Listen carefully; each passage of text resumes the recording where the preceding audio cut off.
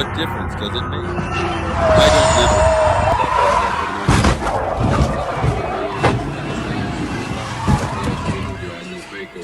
with. Let's figure out what kind of stunt this street striker decided to pull.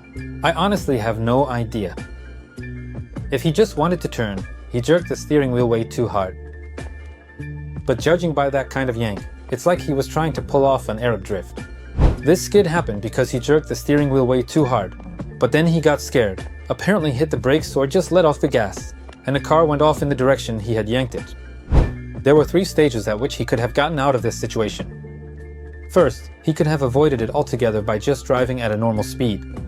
Second, don't jerk the steering wheel. In other words, he could have completed the overtake calmly without yanking the wheel.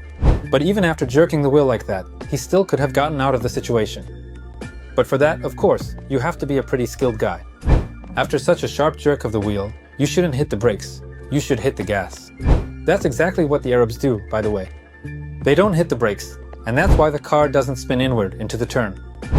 They keep pressing the gas and straighten it out with the steering wheel. And that's how they basically start drifting. So their speed does drop, because the rear end still ends up perpendicular to the road. But they don't. Lock the car into the turn. You see what I mean?